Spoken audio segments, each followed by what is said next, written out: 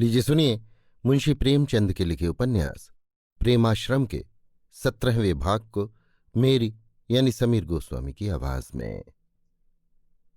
जेठ का महीना था। आकाश से आग बरसती थी। राज्याधिकारी वर्ग पहाड़ों पर ठंडी हवा खा रहे थे। भ्रमण करने वाले कर्मचारियों के दौरे भी बंद थे, पर प्रेमशंकर की तातील न थी।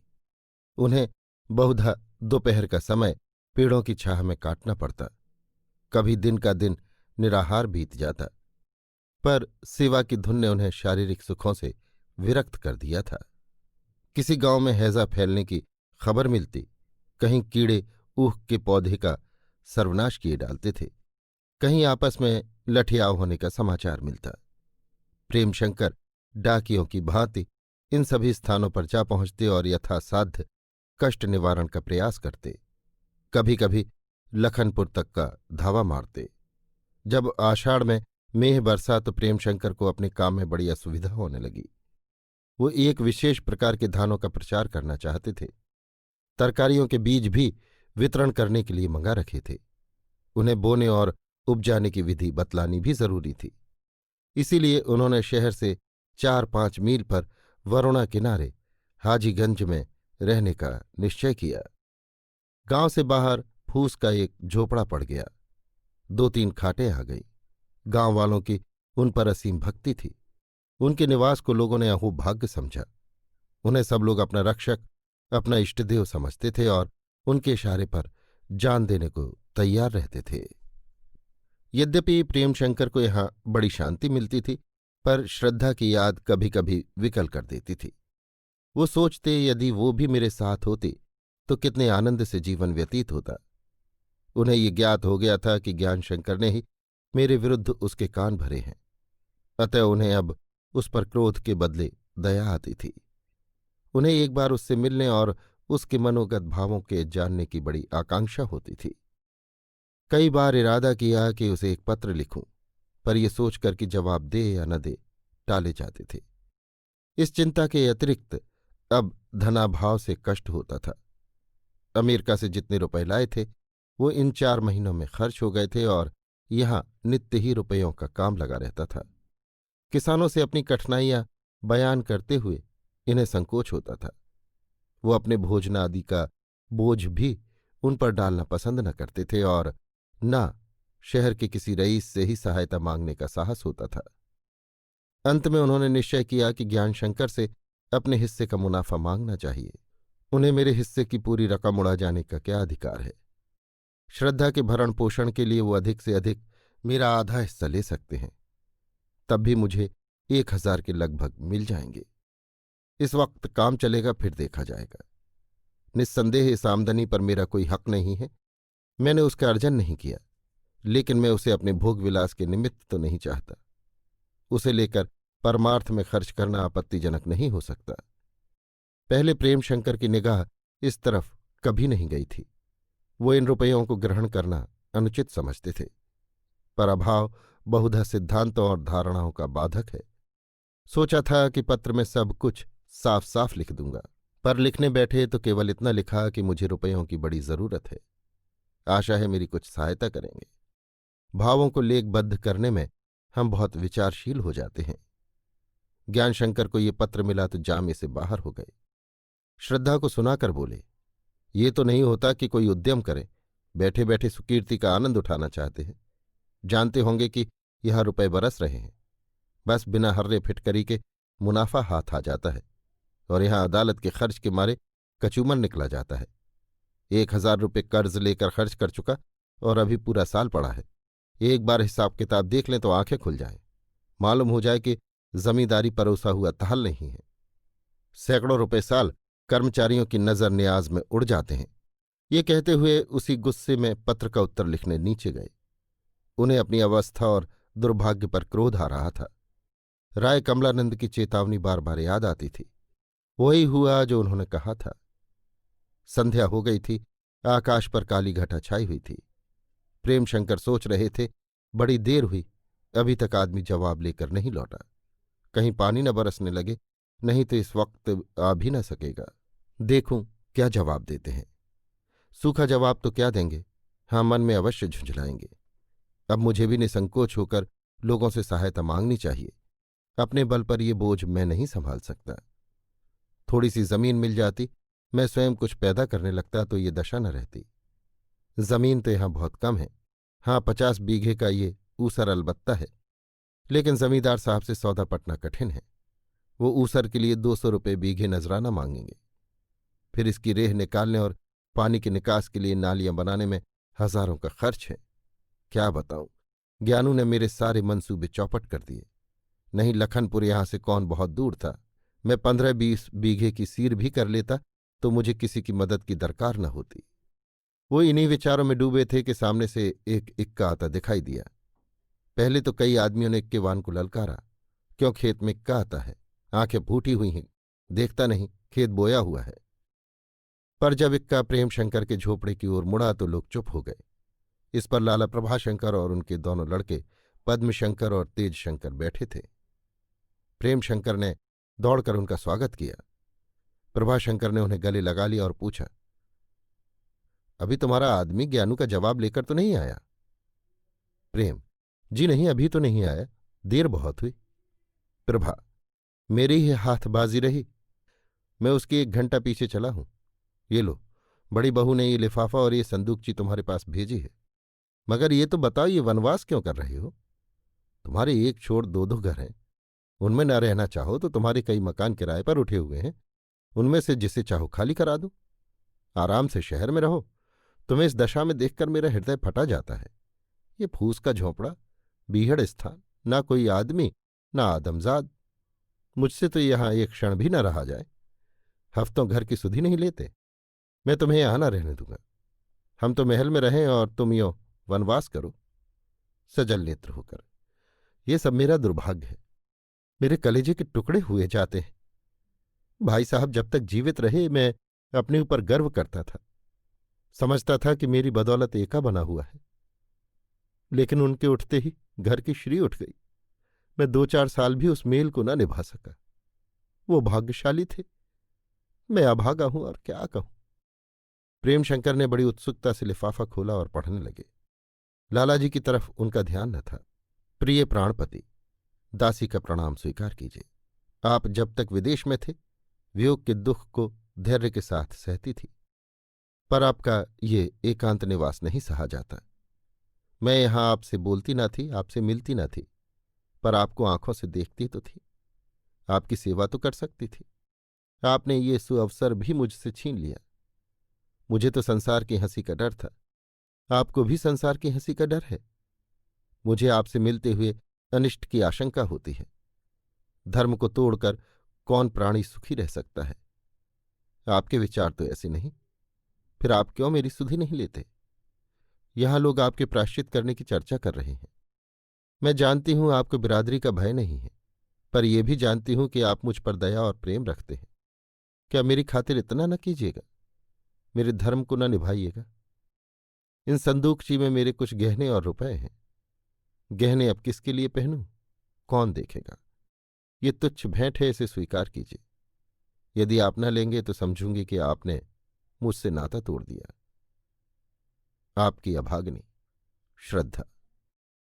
प्रेमशंकर के मन में पहले विचार हुआ कि संदूकची को वापस कर दूं और लिख दूं कि मुझे तुम्हारी मदद की जरूरत नहीं।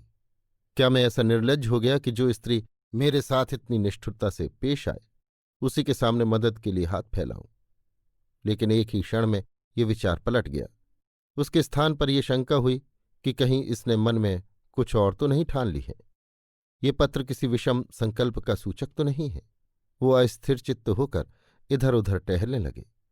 सहसा लाला प्रभाशंकर से बोले, आपको तो मालूम होगा ज्ञानशंकर का बर्ताव उसके साथ कैसा है। प्रभा, बेटा ये बात मुझसे मत पूछो। हाँ, इतना कहूंगा कि तुम्हारे यहां रहने से वो बहुत दुखी है। तुम्हें मालूम है कि उसको तुमसे कितना प्रेम है। तुम्हारे लिए उसने बड़ी तपस्या की है। उसके ऊपर तुम्हारी आकृपा नितांत अनुचित है। प्रेम, मुझे वहां रहने में कोई उज्र नहीं है। हाँ, ज्ञानशंकर के कुटिल व्यवहार से दुख होता है, और फिर वहां बैठकर ये काम न होगा। किसानों के साथ रहकर मैं उनकी जितनी सेवा कर सकता हूं, अलग रहकर नहीं कर सकता। आपसे केवल ये प्रार्थना करता हूं, आप उसे बुलाकर उसकी तस्कीन कर दीजिए। मेरे विचार से उसका व्यवहार कितना ही अनुचित क्यों न हो, पर मैं उसे निरपराध समझता हूं। ये दूसरों के बहकाने का फल है। मुझे शंका होती है कि वो जान पर न खेल जाए। प्रभा, मगर तुम्हें वचन देना होगा कि सप्ताह में कम से कम एक बार वहां अवश्य जाया करोगे। प्रेम, इसका पक्का वादा करता हूं। प्रभाशंकर ने लौटना चाहा, पर प्रेम शंकर ने उन्हें साग्रह रोक लिया। हाजीगंज में एक सज्जन ठाकुर भवानी सिंह रहते थे। उनके यहां भोजन का प्रबंध किया गया। पूरियां मोटी थीं और भाजी भी अच्छी न बनी थी, किंतु दूध बहुत स्वादिष्ट था। प्रभाशंकर ने मुस्कुराकर कहा, ये पूरियां हैं या लट्टी? मुझे तो 2-4 दिन भी खानी पड़े तो काम तमाम हो जाए। हाँ, दूध की मलाई बहुत अच्छी है। प्रेम, मैं तो यहां रोटियां बना लेता हूं, दोपहर को दूध पी लिया करता हूं। प्रभा, तो ये कहो तुम योगाभ्यास कर रहे हो? अपनी रुचि का भोजन न मिले तो फिर जीवन का सुख भी क्या रहा? प्रेम, क्या जाने, मैं तो रोटियों से ही संतुष्ट हो जाता हूं। कभी कभी तो मैं शाक या दाल भी नहीं बनाता। सूखी रोटियां बहुत मीठी लगती हैं। स्वास्थ्य के विचार से भी तो रूखा सूखा भोजन उत्तम है। प्रभा, ये सब नए जमाने की ढकोसले हैं। लोगों की पाचन शक्ति निर्बल हो गई है, इसी विचार से अपने को तस्कीन किया करते हैं। मैंने तो आजीवन चटपटा भोजन किया है, पर कभी कोई शिकायत नहीं हुई। भोजन करने के बाद कुछ इधर उधर की बातें होने लगीं। लालाजी थके थे, सो गए, किंतु दोनों लड़कों को नींद नहीं आती थी। प्रेम शंकर बोले, क्यों तेज शंकर, क्या नींद नहीं आती? मैट्रिक में हो ना, इसके बाद क्या करने का विचार है? तेज शंकर, मुझे क्या मालूम, दादाजी की जो राय होगी वही करूंगा। प्रेम, और तुम क्या करोगे पद्मशंकर? पद्मशंकर, मेरा तो पढ़ने में जी नहीं लगता। जी चाहता है साधु हो जाऊं। प्रेम मुस्कुराकर, अभी से? पद्म, जी हां, खूब पहाड़ों पर विचरूंगा, दूर दूर के देशों की सैर करूंगा। भैया अभी तो साधु होने को कहते हैं। प्रेम, तो तुम दोनों साधु हो जाओगे और गृहस्थी का सारा बोझ चचा साहब के सिर पर छोड़ दोगे। तेज, मैंने कब साधु होने को कहा पद्मू? झूठ बोलते हो।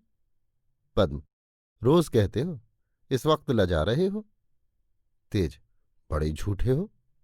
पद्म, अभी तो कल ही कह रहे थे कि पहाड़ों पर जाकर योगियों से मंत्र जगाना सीखेंगे। प्रेम, मंत्र जगाने से क्या होगा? पद्म, वाह, मंत्र में इतनी शक्ति है कि चाहें तो अभी गायब हो जाएं, जमीन में गड़ा हुआ धन देख लें। एक मंत्र तो ऐसा ही कि चाहे तो मुर्दों को जिला दें, बस सिद्धि चाहिए। खूब चैन रहेगा। यहां तो बरसों पढ़ेंगे तब जाकर कहीं नौकरी मिलेगी, और वहां तो एक मंत्र भी सिद्ध हो गया तो फिर चांदी ही चांदी है। प्रेम, क्यों जी तेजू, तुम भी इन मिथ्या बातों पर विश्वास करते हो? तेज, जी नहीं, ये पद्म यों ही वाही तबाही बकता फिरता है। लेकिन इतना कह सकता हूं कि आदमी मंत्र जगाकर बड़े बड़े काम कर सकता है। हाँ, डर ना जाए, नहीं तो जान जाने का डर रहता है। प्रेम, ये सब गपोड़ा है। खेद है, तुम विज्ञान पढ़कर इन गपोड़ों में विश्वास करते हो। संसार में सफलता का सबसे जागता हुआ मंत्र अपना उद्योग, अध्यवसाय और दृढ़ता है। इसके सिवा और सब मंत्र झूठे हैं। दोनों लड़कों ने इसका कुछ उत्तर न दिया। उनके मन में मंत्र की बात बैठ गई थी और तर्क द्वारा उन्हें कायल करना कठिन था। इनके सो जाने के बाद प्रेमशंकर ने संदूकची खोलकर देखा। गहने सभी सोने के थे। रुपए गिने तो पूरे 3,000 थे। इस समय प्रेमशंकर के सम्मुख श्रद्धा एक देवी के रूप में खड़ी मालूम होती थी। उसकी मुखश्री एक विलक्षण ज्योत से प्रदीप्त थी। त्याग और अनुराग की विशाल मूर्ति थी, जिसके कोमल नेत्रों में भक्ति और प्रेम की किरणें प्रस्फुटित हो रही थीं। प्रेमशंकर का हृदय विवल हो गया। उन्हें अपनी निष्ठुरता पर बड़ी ग्लानि उत्पन्न हुई। श्रद्धा की भक्ति के सामने अपनी कटुता और अनुदारता अत्यंत निंद्य प्रतीत होने लगी। उन्होंने संदूकची बंद करके खाट के नीचे रख दी और लेटे तो सोचने लगे, इन गहनों का क्या करूं? कुल संपत्ति 5,000 से कम नहीं है। इसे मैं ले लूं तो श्रद्धा निरवलंब हो जाएगी, लेकिन मेरी दशा सदैव ऐसी ही थोड़ी रहेगी। अभी ऋण समझकर ले लूं, फिर कभी सूद समेत चुका दूंगा। 25 बीघे ऊसर ले लूं तो 2,500 में तय हो जाए। 1000 खाद डालने और रेह निकालने में लग जाएंगे। 1000 में बैलों की गोइयां और दूसरी सामग्रियां आ जाएंगी। 10 बीघे में एक सुंदर बाग लगा दूं। 15 बीघे में खेती करूं। 2 साल तो चाहे उपज कम हो, लेकिन आगे चलकर 2-2.5 हजार वार्षिक की आय होने लगेगी। अपने लिए मुझे 200 रुपये साल भी बहुत हैं। शेष रुपये जीवनोद्देश्य के पूरे करने में लगेंगे। संभव है तब तक कोई सहायक भी मिल जाए, लेकिन उस दशा में कोई सहायता भी न करे तो मेरा काम चलता रहेगा। हाँ, एक बात का ध्यान ही न रहा, मैं ये ऊसर ले लूं तो फिर इस गांव में गोचर भूमि कहाँ रहेगी? यही ऊसर तो यहाँ के पशुओं का मुख्य आधार है। नहीं, इसके लेने का विचार छोड़ देना चाहिए। अब तो हाथ में रुपए आ गए हैं, कहीं न कहीं जमीन मिल ही जाएगी।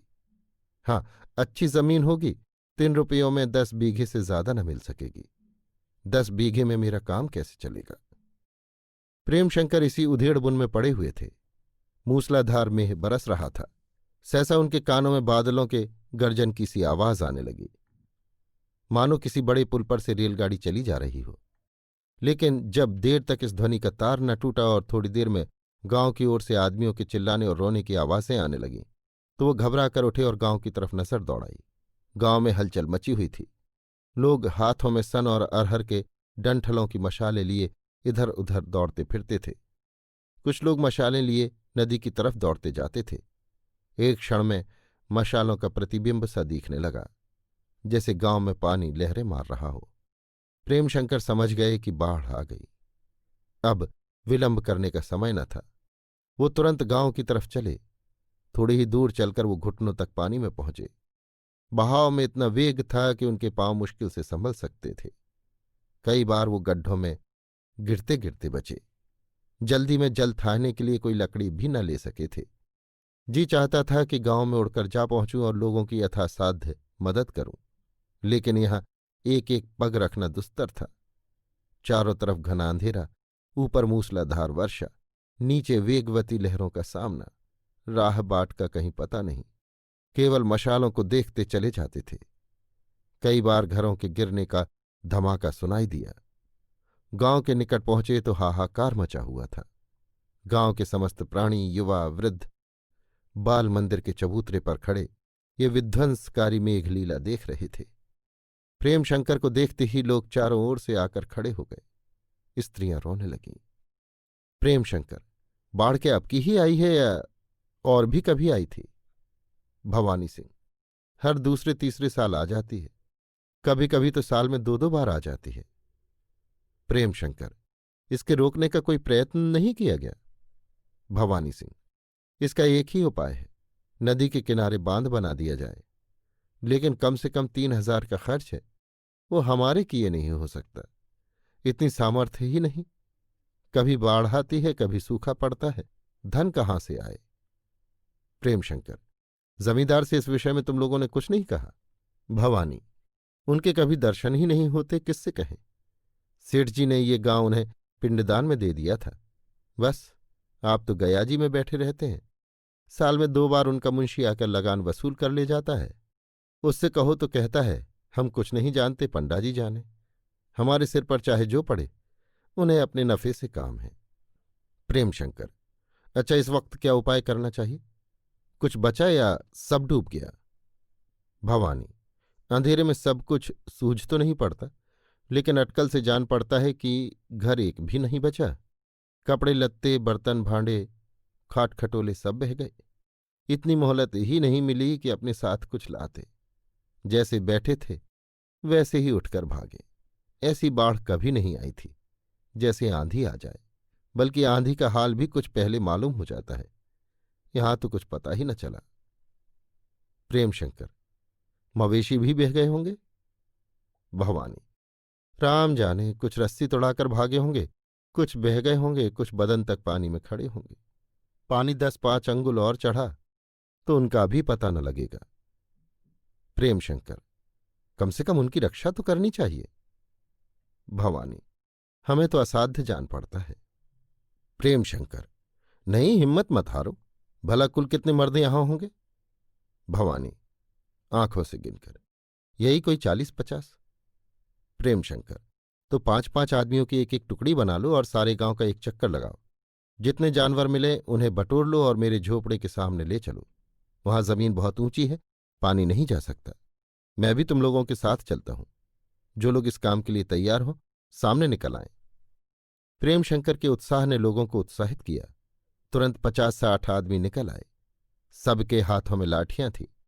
प्रेमशंकर को लोगों ने रोकना चाहा, लेकिन वो किसी तरह न माने। एक लाठी हाथ में ले ली और आगे आगे चले। पग पग पर बहते हुए झोंपड़ों, गिरे हुए वृक्षों तथा बहती हुई चारपाइयों से टकराना पड़ता था। गांव का नाम निशान भी न था।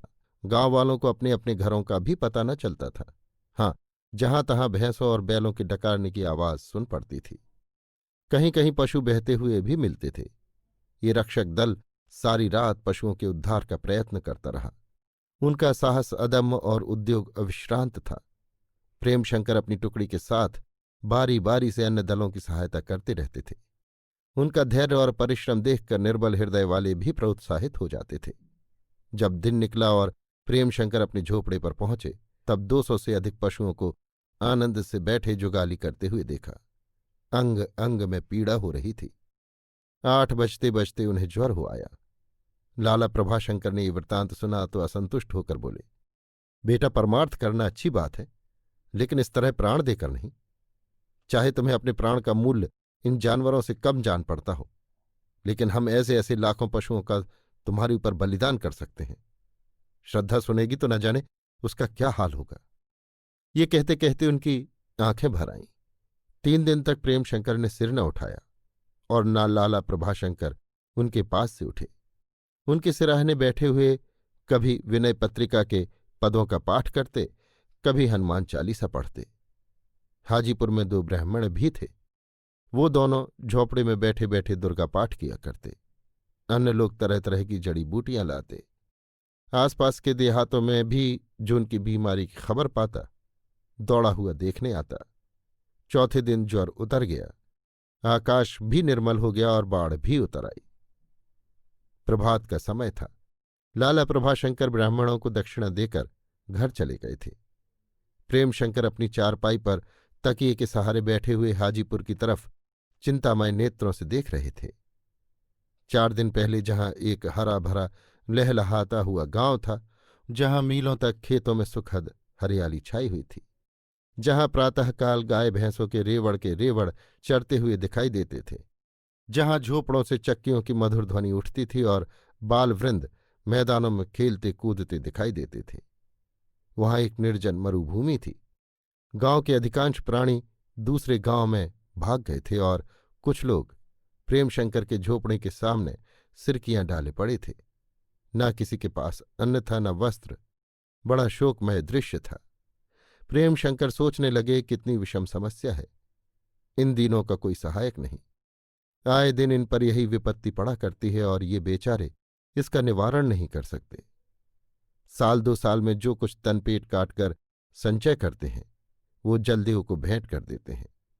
कितना धन, कितने जीव इस भंवर में समा जाते हैं, कितने घर मिट जाते हैं, कितनी गृहस्थियों का सर्वनाश हो जाता है, और ये केवल इसलिए कि इनको गांव के किनारे एक सुदृढ़ बांध बनाने का साहस नहीं है। न इतना धन है, न वो सहमति और सुसंगठन जो धन का अभाव होने पर भी बड़े बड़े कार्य सिद्ध कर देता है। ऐसा बांध यदि बन जाए तो उससे इसी गांव की नहीं, आसपास के कई गांवों की रक्षा हो सकती है। मेरे पास इस समय 4-5 हजार रुपए हैं। क्यों न इस बांध में हाथ लगा दूं। गांव के लोग धन न दे सकें, मेहनत तो कर सकते हैं, केवल उन्हें संगठित करना होगा। दूसरे गांव के लोग भी निस्संदेह इस काम में सहायता देंगे। ओह, कहीं ये बांध तैयार हो जाए तो इन गरीबों का कितना कल्याण हो। यद्यपि प्रेमशंकर बहुत अशक्त हो रहे थे, पर इन विचारों ने उन्हें इतना उत्साहित किया कि तुरंत उठ खड़े हुए और लोगों के बहुत रोकने पर भी हाथ में डंडा लेकर नदी की ओर बांध स्थल का निरीक्षण करने चल खड़े हुए। जेब में पेंसिल और कागज भी रख लिया। कई आदमी साथ हो लिए। नदी के किनारे खड़े खड़े वो बहुत देर तक रस्सी से नाप नाप कर कागज पर बांध का नक्शा खींचते और उसकी लंबाई, चौड़ाई, गर्भ आदि का अनुमान करते रहे। उन्हें उत्साह के वेग में ये काम सहज जान पड़ता था। केवल काम छेड़ देने की जरूरत थी। उन्होंने वहीं खड़े खड़े निश्चय किया कि वर्षा समाप्त होते ही श्री गणेश कर दूंगा। ईश्वर ने चाहा तो जाड़े में बांध तैयार हो जाएगा। बांध के साथ साथ गांव को भी पुनर्जीवित कर दूंगा। बाढ़ का भय तो न रहेगा। दीवारें मजबूत बनाऊंगा और उस पर फूस की जगह खपरेल का छाज रखूंगा। भवानी सिंह ने कहा, बाबूजी, ये काम हमारे मान का नहीं है। प्रेमशंकर, है क्यों नहीं? तुम्ही लोगों से ये काम पूरा कराऊंगा। तुमने इसे असाध्य समझ लिया है, इसी कारण इतनी मुसीबतें झेलते हो। भवानी, गांव में आदमी कितने हैं? प्रेम, दूसरे गांव वाले तुम्हारी मदद करेंगे। काम शुरू तो होने दो। भवानी, जैसा बांध आप सोच रहे हैं 5-6 हजार से कम में न बनेगा। प्रेम, रुपयों की कोई चिंता नहीं। कार्तिक आ रहा है, बस काम शुरू कर दो। 2-3 महीने में बांध तैयार हो जाएगा। रुपयों का प्रबंध जो कुछ मुझसे हो सकेगा मैं कर दूंगा। भवानी, आप ही का भरोसा है।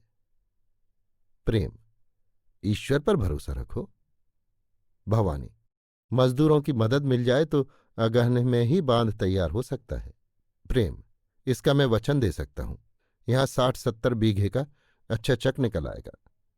भवानी, तब हम आपका झोंपड़ा भी यहीं बना देंगे। वो जगह ऊंची है, लेकिन कभी कभी वहां भी बाढ़ आ जाती है।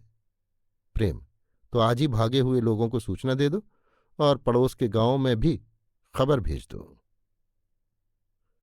अभी आप सुन रहे थे मुंशी प्रेमचंद के लिखे उपन्यास प्रेमाश्रम के 17वें भाग को मेरी यानी समीर गोस्वामी की आवाज में।